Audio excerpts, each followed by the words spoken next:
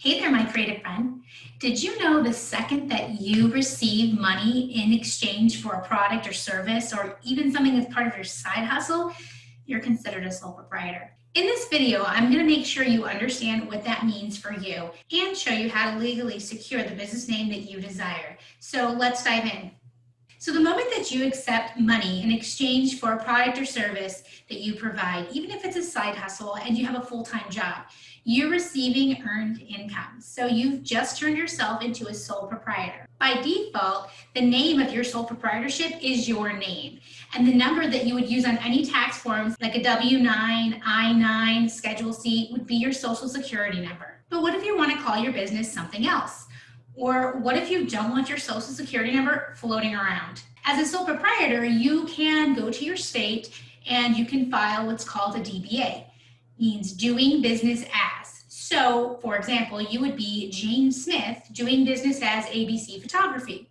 This would allow you to use ABC Photography in your logo and use that name for marketing on a website, whatever you want. And then you would take that DBA name that you registered with the state and you would register for a federal tax ID or EIN.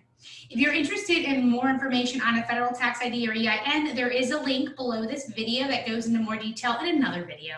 The tax ID or EIN number is going to allow you to use that number in association with your DBA so that your social security number is not floating around. The other thing that you can do is form an LLC. This is also at the state level. This is a limited liability company. This means that you have limited liability. So let's say somebody were to sue you for something, they can only sue your business for everything that is connected to your LLC. So your LLC would have a name, and then you would have a tax ID or EIN number for that business on the bank accounts. Everything you would register for that business would be connected to that tax ID and that name. So if somebody sued you, they would only be able to take the assets that belong to the business, not your personal house or your vehicle or any of your savings. The important thing to note here is that a DBA is nothing more than a doing business as. You are just securing the business name for marketing purposes, and so you can get a tax ID. It offers no liability at all. The LLC, however, does.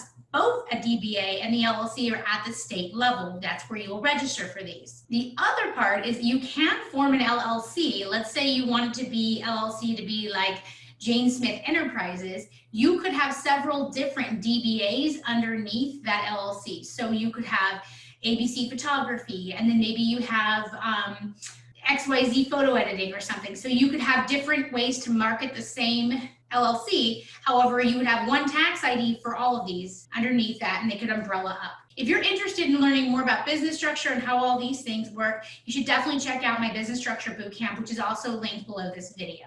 It's important to note that given the information that the LLC provides you limited liability and the DBA is nothing more than securing the name for marketing purposes, the DBA is usually much cheaper to form than the LLC. That can help you when it comes to the decision of which one you'd like to do now. You could always form a DBA, and then later on as your business grows, then you could form the LLC, but you'll have to get a new tax ID when you do that, and that's important to note, because then you'll have to go and update anywhere that you have that tax ID and business name, including bank accounts, business credit cards, loans, etc. So it's important to know that if you are doing business of any kind, accepting cash, it could be that you have an Etsy shop and maybe you're making a couple things here. You're considered a business under your first name with your social security number, and you have to start filling out a Schedule C with your tax return because that is earned income. So then if you're going to grow this into the next level, this is where you can start looking at how to legally secure your business name that you desire for your marketing purposes to grow your business.